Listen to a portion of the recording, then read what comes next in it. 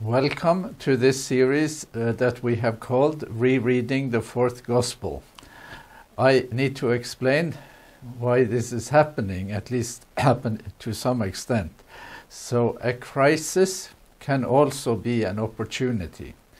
The crisis we have in the world right now is the crisis of COVID-19 that has caused an enormous disruption in society, more than 500,000 deaths in the United States in the course of 1 year alone.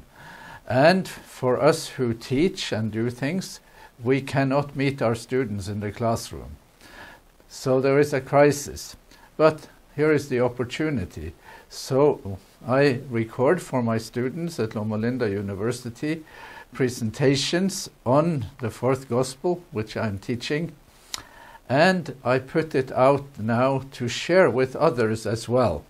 So that's the opportunity, and I hope that some people will avail themselves of it and look again, reread this amazing book. The concept of rereading has two things, at least two things. One is, let me reread it and see if I find something else that I hadn't seen before. And then a rereader has advantages because they know the whole story, or they know the ending of the story and can bring knowledge of the ending to bear on things that happened earlier. Sometimes you really should start and read backwards, and that is exactly how we are going to start our series. So, rereading the Fourth Gospel, the content is Jesus the Revealer. That's the story in the Gospel. And our first presentation, the Revealer, the beloved disciple, and the community. So, we are beginning at the end of the story in the last chapter in the Gospel of John, the Fourth Gospel. And we are reading here, after these things, Jesus showed himself again to the disciples by the Sea of Tiberias. After the resurrection, just before there will be separation, Jesus will, as the story goes, go to heaven. And we, the disciples, will remain without him. So he reveals himself to them, and he showed himself in this way. Gathered there together were Simon Peter, Thomas called the twin, Nathanael of Cana of Galilee, the sons of Zebedee, and two others of his disciples. Simon Peter said to them, I am going fishing. They said to him, we will go with you. They went out and got into the boat, but that night they caught nothing. So we're not going to do this text in detail, but we are going to do a couple of small things just to set the stage. We're going to look where they are, and they are here at the Sea of Tiberias. Maybe I need this one. Here we are. So we are here at the Sea of Tiberias. That's where they are, and they have gone fishing. And there are 7 individuals there, and let's see what we can say about these individuals, or say about the story. Here, most of the characters present here at the ending of the story, we know as rereaders that they were also present at the beginning. There is a sort of story coming back to itself, full circle, as it were. It's not unimportant, even though we can't assess the importance all of it right now. And then some things are assumed. I will say that the story in this gospel is aware of the story told in the 3 synoptic gospels. There are some shortcuts that this story takes because some things are known from other sources. So now we go back and skip ahead to the very end, the last 5-6 verses of the Fourth Gospel. So they are at the lake still, and Jesus has appeared after this night of catching no fish. And they have sort of reconnected, and Jesus has had an amazing conversation with Peter. Simon, son of Jonah, do you love me? A story that many people know and think is a beautiful story. That conversation has ended, and we pick up our reading here. And I have highlighted the terms in the text that we should focus on, especially the disciple whom Jesus loved, the claim that this is the disciple who is testifying to these things, this statement we know, and this one, I suppose. These are things. Now let's read it in toto. Peter turned and saw the disciple whom Jesus loved following them. He was the one who had reclined next to Jesus at the supper and had said, Lord, who is it that is going to betray you? When Peter saw him, he said to Jesus, Lord, what about him? Jesus said to him, if it is my will that he remain until I come, what is that to you? Follow me. So the rumor spread in the community that this disciple would not die. Yet Jesus did not say to him that he would not die, but if it is my will that he remain until I come, what is that to you? This makes us think that that the rumor that the disciple would not die is turning out to be a rumor. Jesus didn't say it. And at this point in the story, we get the feeling that the beloved disciple here might just be about to die or has died. So this is the disciple who is testifying to these things and has written about them. And we know that his testimony is true. But there are also many other things that Jesus did. If every one of them were written down, I suppose that the world itself could not contain the books that would be written.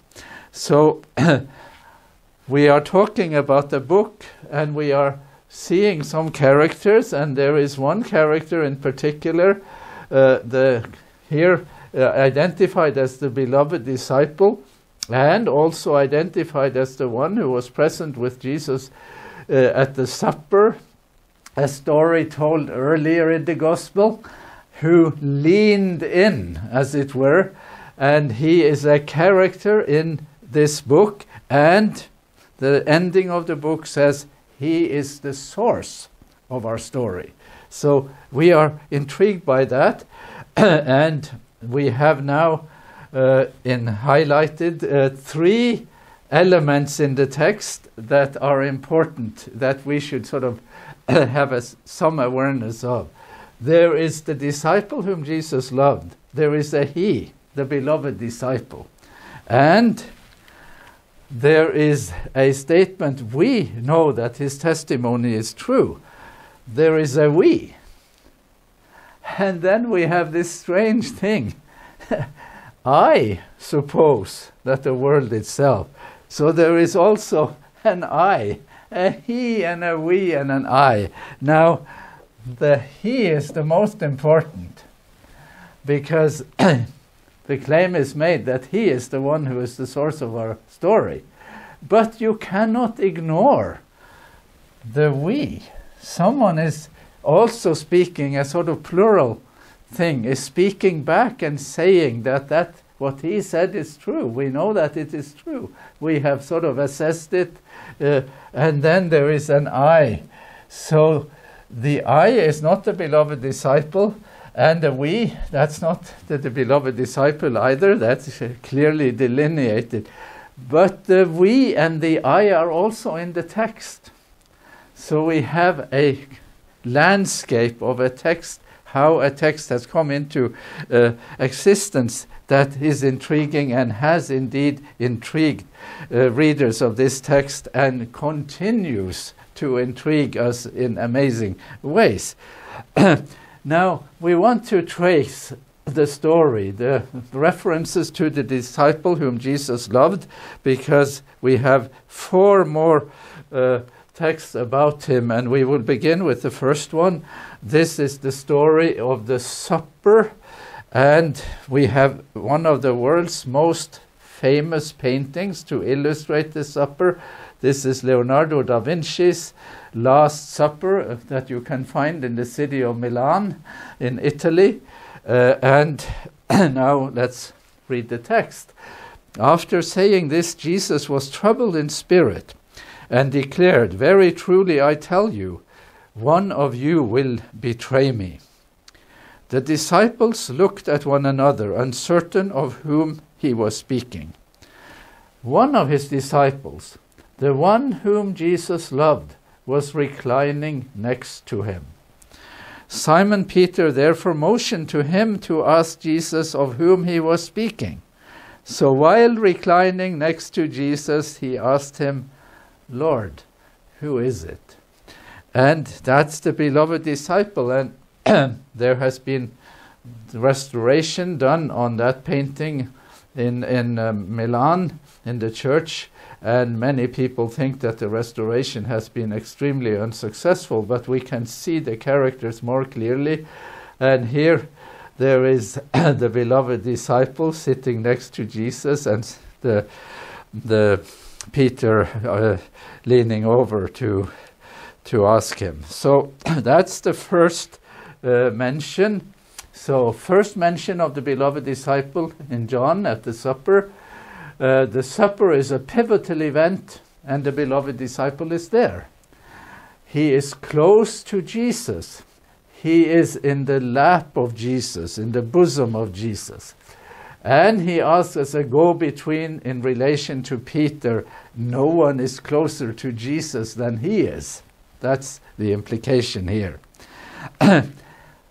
We go to the cross, and again we have highlighted the point in the text that we are most curious about, and we have here El Greco's depiction of the cross. I will comment on that in a minute. Let's read. Meanwhile, standing near the cross of Jesus were his mother and his mother's sister, Mary the wife of Clopas, and Mary Magdalene. When Jesus saw his mother and the disciple whom he loved standing beside her, he said to his mother, "Woman, here is your son." Then he said to the disciple, "Here is your mother." And from that hour, the disciple took her into his own home. So in El Greco's depiction, there are fewer characters, but there are women, 2 women. In the text we have 3 or 4, and we have the beloved disciple. He is also there with the women, very close to the scene of action. So that's, what can we say? Second mention of the disciple whom Jesus loved. Obvious significance. We are at the cross, and the beloved disciple is there with the women, and we should have a separate the presentation about the significance of women in this gospel, and maybe we will have one later in the series. And the beloved disciple here will be like a son to Jesus' mother. He will be as though Jesus hasn't left. There is a kind of caring note there. Let's read on. We are now again looking for this phrase, this person identified, and we are at the tomb. It's after the resurrection, or the way this gospel tells the story of the resurrection. And so early on the first day of the week, while it was still dark, Mary Magdalene came to the tomb and saw that the stone had been removed from the tomb. So she ran. There are times in life when we run. Running was probably less common in those days than it is today. I don't think the recreational activity of jogging, for example, was as common as it is today. But here there is an occasion when running is the thing to do. She ran and went to Simon Peter and the other disciple, the one whom Jesus loved, and said to them, "They have taken the Lord out of the tomb, and we do not know where they have laid him." Then Peter and the other disciple set out and went toward the tomb. The two were running together, and the other disciple outran Peter and reached the tomb first. He bent down to look in and saw the linen wrappings lying there, but he did not go in. Then Simon Peter came, following him, and he went into the tomb. He saw the linen wrappings lying there, and the cloth that had been on Jesus' head, not lying with the linen wrappings, but rolled up in a place by itself. Then the other disciple who reached the tomb first also went in, and he saw and believed. Let's look at the illustration just a minute here. We have a younger man and an older man. This must be Peter. This must be the beloved disciple. And we have this linen wrappings, the sort of grave clothes. And let me just say, because this impresses me every time, this you could not describe if you hadn't seen it. So there is a certain sense of authenticity to this memory. A third mention here of the disciple whom Jesus loved, obviously significant. We are at the tomb. The other disciple outran Peter. We assume because he was younger than Peter, and at that time a young man. And then he saw, like Peter, but he saw and believed. And you get the feeling that he is one step ahead of Peter with respect to understanding the story.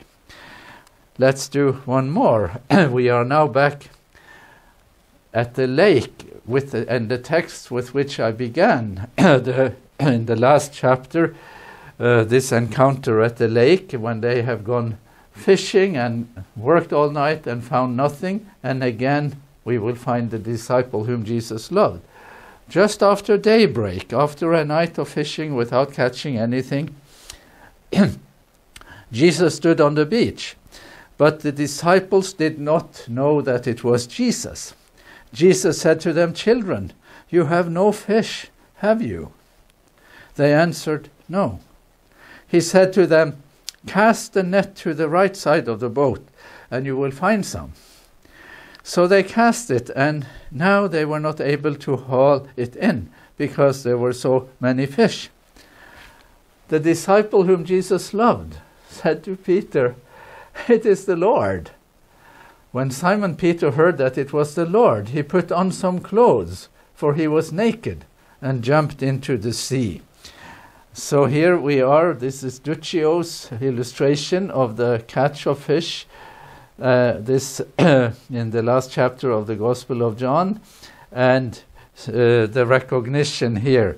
And let's compute what we have found. Fourth mention of the disciple whom Jesus loved. Obvious significance. There is a sense of departure or recommission. There is even the sense of giving up or of continuing, of going on. Giving up or going on. And here again, the beloved disciple is there, and he is a seeing person because he is the one who recognizes Jesus first. And then we have one more text that we have read already, so we can just put it up on the screen here. The disciple whom Jesus loved is here, and we have the claim that this is the disciple. This is the disciple who has written these things. That's the claim.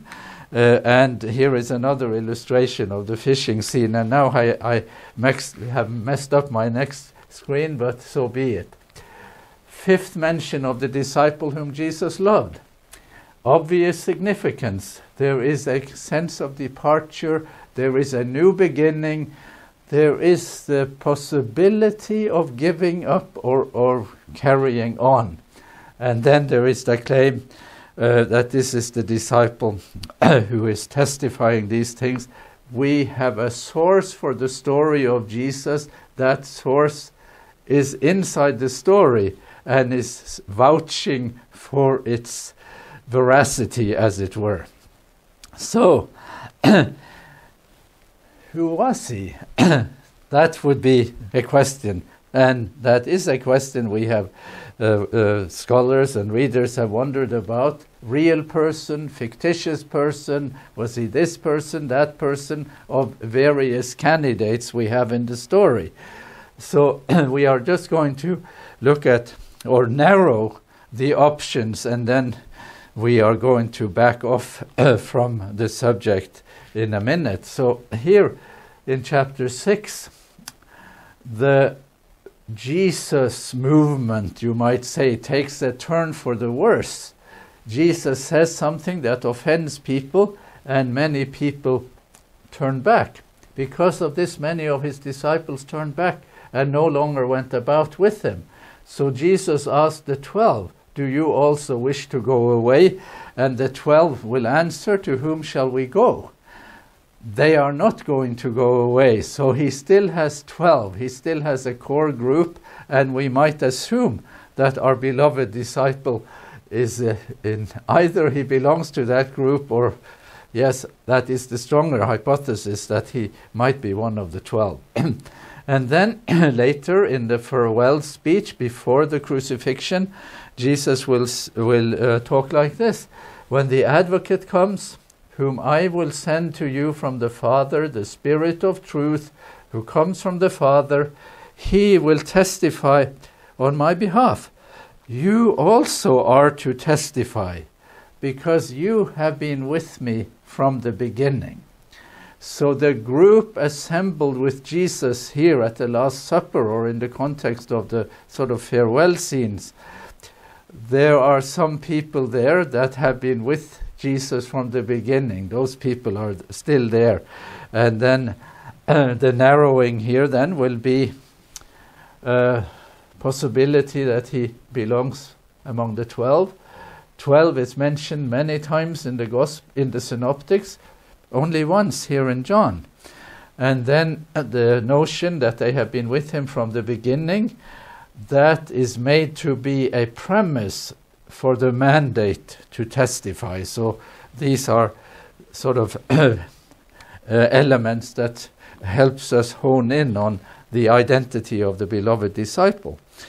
And here is one more, and these are the texts we have looked at already in the last chapter here, where we have 7 people mentioned: Simon Peter, 1, Thomas, number 2, Nathanael, 3, the sons of Zebedee, that makes it 5, and 2 others of his disciples, that makes 7. And then Peter said to him, I'm going fishing. They said to him, we will go with you. So you have some things here. We have only 7 individuals on this list, and our beloved disciple is one of them, or we should assume that he is one of them. Going fishing, that is mentioned for the first time in John. Not until now has this gospel mentioned fishing, but we can assume it. We said in the beginning that we can assume knowledge of the story told in the Synoptic Gospels, and there is a lot of fishing there. And our author, the beloved disciple, is one of the 7. Which one? Who is he? That's the thing. Well, we're not going to answer that quite yet. Maybe there are some tendencies in what I have shared already. I'll just look and share a couple of things about so-called external evidence. What people said in the centuries following, 2nd, 3rd, 4th centuries, after these texts came into being, after these stories. So here we have Irenaeus, who was born in Asia Minor, who ended up as a bishop or church leader in France. Amazing stuff. Irenaeus of Lyon in France. And he writes here at the end of the 2nd century, and this is what he writes. For after our Lord rose from the dead, the apostles were invested with power from on high when the Holy Spirit came down upon them. And they were filled from all his gifts and had perfect knowledge. These are big claims. And then he starts telling how he thinks the Gospels came into being. Matthew also issued a written Gospel among the Hebrews in their own dialect. He wrote the Gospel originally in Hebrew or Aramaic. And that means it must have been translated, because we have no manuscript evidence that the Gospel of Matthew ever existed in Hebrew. So let's put a question mark next to that claim, but there it is. And then while he did that, while Peter and Paul were preaching at Rome and laying the foundations of the church. And then he goes on, after their departure, Mark, the disciple and interpreter of Peter, did also hand down to us in writing what had been preached by Peter. And then Luke, also the companion of Paul, recorded in a book the gospel preached by him. Afterwards, John, the disciple of the Lord, one of the 12, who had also leaned upon his breast, did himself publish a gospel during his residence in Asia. That's external evidence number 1. So based on external evidence number 1, the riddle is solved, and we have it here. It was John, it was the disciple of the Lord who leaned upon his breast. But many scholars do not think that is necessarily so. One of the reasons is that Irenaeus also makes a composition theory about Matthew, and that the evidence for that kind of origin of the Gospel of Matthew simply isn't there. Well, we'll do one more external evidence. This is written by Eusebius, who is thought of as the first church historian. He writes after the time of Constantine. He loves the fact that Constantine became a believer in Jesus, Christianity. So this is a very big voice in how to understand how Christianity evolved. But he cites Papias in this statement we will read, and he is a 2nd century figure who had contacts way back to people who even may have had first-hand contact with the apostles. And this is then Papias speaking, I shall not hesitate to furnish you, along with the interpretations, with all that has gone by. I carefully learned from the presbyters and have carefully recalled, for I can guarantee its truth. Unlike most people, I felt at home not with those who appeal to commandments from other sources, but with those who appeal to the commandments given by the Lord, to faith and coming to us from truth itself.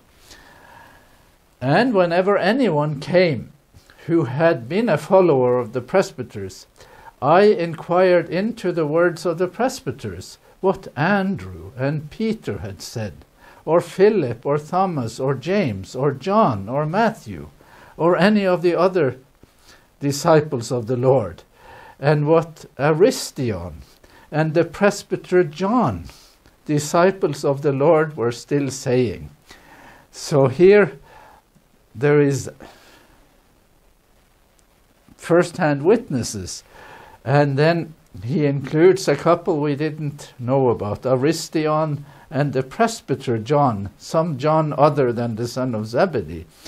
And then, for I did not imagine that things out of books would help me as much as the utterance of a living and abiding voice. So he has gone back to the beginning, and there is a tendency in Papia's testimony to favor some of these people, and some people think that the John of interest in Papia's testimony is the other John, the presbyter. Okay, we're leaving this for now. We have identified, or we see in the text, a person named the beloved disciple, and he looms large, and the gospel we're reading is attributed to him, and we have some external sources, and we are not going to conclude today, but we are going to look at a couple of things we need to know. So, a little over 50 years ago, a book was published in English. The author was this man, J. Lewis Martin, an amazing New Testament scholar who died just a few years ago. I have met him at some meetings, and I have shook his hand and told him that I think highly of his work, even though I quite disagree with what he does in this book, History and Theology in the Fourth Gospel. So he is not entirely the originator of the term the Johannine hypothesis or Johannine community hypothesis, but he lifted that view to a much, much higher level, and that view became a dominant view in among scholars for how to understand the Gospel of John. So here is another one, a friend of Lou Martin, Raymond Brown, who has written 2-volume commentary on John. The community of the beloved disciple, the lives, loves, and hates of an individual church in New Testament times. Now, what's behind that? What's behind that is this, that the claim in this Johannine hypothesis is that the Gospel of John is less the story of Jesus than it is the story of the Johannine community in the days and years after the time of Jesus. That's number one. And this community had a sectarian character. It was at the periphery of the Christian movement. It was sort of off on its own, separate, different thought world, and so on. And the gospel doesn't then just describe the story of Jesus, it describes the trials of the community, and not simply the life of Jesus. And specifically, the gospel describes the plight of Jewish believers in Jesus. They are the sort of core of the so-called Johannine community, and its separation from the synagogue in the late 1st century. This is a very influential view of how this gospel, what you find in this gospel, and you and I, as more naive readers, might not have seen this, and some of us have never heard that this is what some scholars claim. So they say that you can approach this gospel either as a single story or as a two-story story. So in the single story, there is just one story, single story, one at the house, and there is one story, that's the story of Jesus. But here, in the other view, there is two stories. There is, in the first level of the house, there is the story of Jesus, and then there is a second level, that's the story of the Johannine community. And the story here is actually, in some ways, more important than the story here. So the Johannine community, when you read the Gospel of John, you get to know a lot about the so-called Johannine community, and you have to sort of tease that out, sort that out from the story of Jesus. And this became so prominent, this view. Here you could say this could be a depiction of, this is actually an iconic picture of the time of Jesus, I assume, but this has been used as an illustration for the so-called Johannine community, and you can see many books, these book titles, and many, many more, trying to describe the elements of what happened in the so-called Johannine community between the time of Jesus and the time of the composition of this gospel. So we will return to some of the evidence for this and the evidence against it. I will now move to a conclusion and say we have three important resets, sort of resetting the stage away from the Johannine community tendency to something that seems more closer to the evidence. So this book here was published in 1985. It was written by a bishop in the Church of England, John Robinson. It was published after his death, but he was one of the leading scholars on the Gospel of John of his generation. And he says that this tendency to kind of look down on the Gospel of John as a source for the life of Jesus, to say that things just become too diffuse and too imprecise, and it's so symbolic and so on, that those assessments simply are not tenable. So he says that our testing of the teaching material has again suggested that there is no necessary absurdity or contradiction in asserting, and here is the clincher, in asserting that the Johannine presentation could be both the most mature and the most faithful to the original truth about Jesus.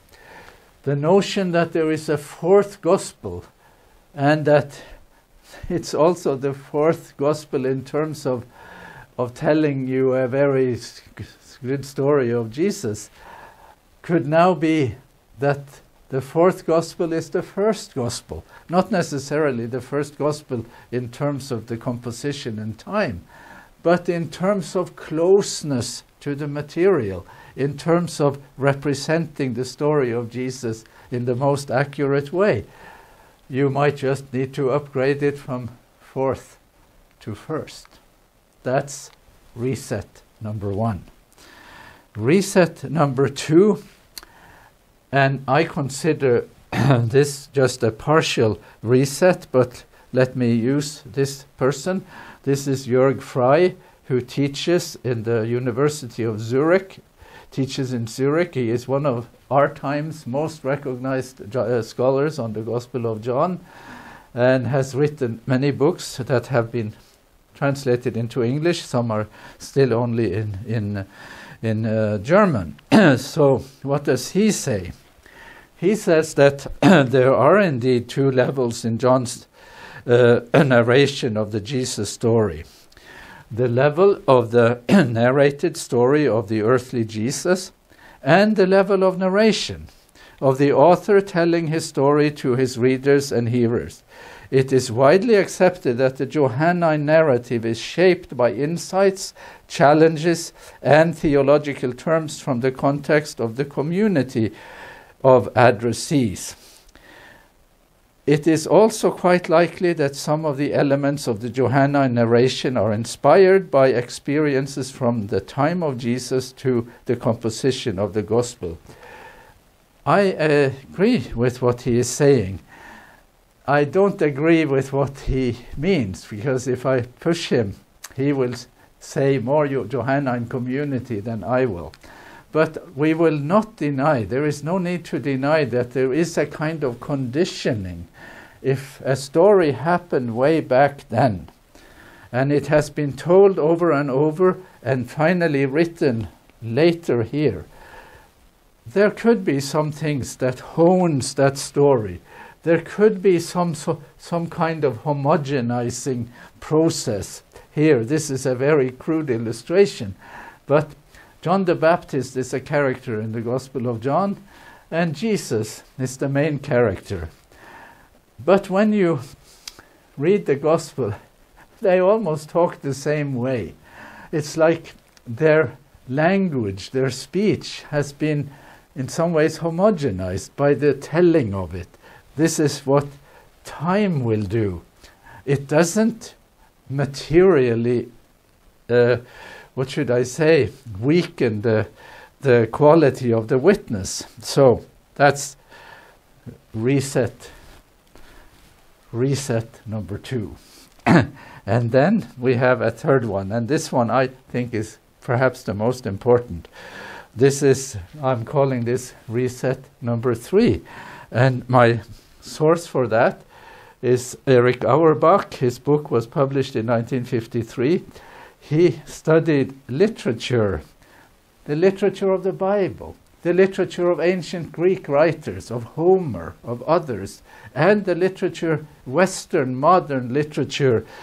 And he wrote this book during World War II, while holed up in Istanbul in Turkey without books. He just didn't have a library because it was during the war. And this is recognized as one of the really important books on such topics, mimesis or mimesis, the representation of reality in Western literature. And listen to what he says. I'm so happy that I came across this in my studies. Surely the New Testament writings are extremely effective. I couldn't agree more. The tradition of the prophets and the Psalms are alive in them. And in some of them, those written by authors of more or less pronounced Hellenistic culture, we can trace the use of Greek figures of speech. So there is an influence of the Greek culture for the New Testament. But the spirit of rhetoric, a spirit which classified subjects in genera and invested every subject with a specific form of style, as one garment becoming, as the one garment becoming it in virtue of its nature, that spirit could not extend its dominion to them, to those New Testament writers, for the simple reason that their subject could not fit into any of the known genres, classes of literature. And he goes on. A scene like Peter's denial, that's a scene reported in all the 4 Gospels, including the Gospel of John. A scene like Peter's denial fits into no antique genre. It is too serious for comedy, too contemporary and everyday for tragedy, politically too insignificant for history, and the form which it was given, in the form that it was given, it is one of such immediacy that its like does not exist in the literature of antiquity. So the question is the why question. Why do we have these books? Who are the sources of these books? These are not professional writers. This is not Homer. The source of the 4th Gospel is not an author in that usual sense. He is someone who tells a story that is, the immediacy of it. So they have to tell the story of Peter's denial of Jesus, but it would not have entered into comedy or tragedy or history of the ancient world. It's simply a different type of literature, and that is reset number 3. And now let's add it up. Let's just see what we have now. So we have in this book the story of the revealer. There are also many other things that Jesus did. So the book claims to be a story of Jesus in his time. That's number 1. And then there is the disciple whom Jesus loved, who was present at the supper. And here in the ending of the gospel, he was following them. And he was the one who had leaned on Jesus. He is claimed to be our source. And there is a community. The rumor spread in the community that these disciples would not die. We get to know something about the community. But it isn't, by that finding, the story of the community we are reading in this book. The community is a participant in the story, but it is telling the story of Jesus the Revealer. That is the main thing. And here, let's try a timeline and see a timeline for this, how this composition could be seen. So here is our timeline, and it begins here with a memory of the beginning, the initial commission and so on. We read about that in chapter 1 in the Gospel of John. And then there is the memory of the Last Supper, the cross, the resurrection. We are now 3 years later. And then there is a memory of the meeting by the lake, same time, just a few weeks later. And then there is the passage of time. There is a passage of time between the time when these things happened and the time when they were written. They are written so late. And the beloved disciple has a role because the rumor spread that he would not die, but he is either dying or has died here much later. So we have a time frame, a time lapse between the things that happen and the things how they are told. So to summarize that, and we are back at the text we have seen earlier, the disciple whom Jesus loved. This is the disciple who is testifying. So how does that timeline now look, or to summarize it? And I am now relying on evidence inside the gospel more, not external evidence. So number one, this is what Jesus said and did, as told by the beloved disciple, at the time when the beloved disciple is about to die or has died, a person who was with Jesus from the beginning, and thus a first-hand witness to the story remembered and written many years later. That's a summary. Let me just pause for a minute here and make a sort of analogy. So I have a friend in Norway who is Jewish Norwegian. He was 12 years old in 1942 when the Nazis occupying Norway rounded up all the Jews and deported them to Poland to kill them. So my friend and his family escaped. My friend was 12 years old at the time. And yes, he is now 90 years old. He's a wonderful man. He's the most magnanimous person I know. Just the most amazing person. I have heard him tell the story of his escape, how he and his family fled to Sweden, how they were picked up in Oslo, how they managed to pass by all the obstacles, all the checkpoints, how they walked in the dark of night into the woods in the eastern part of Norway to make it across the border into Sweden. I've heard him tell that story several times, and I have felt that I could hold my breath for the 30 minutes or so it takes to tell the story. It is a compelling story. Do I think that he now, at age 90, that he can tell that story in a way that is authentic, credible? Do I think that the story has changed much? It hasn't.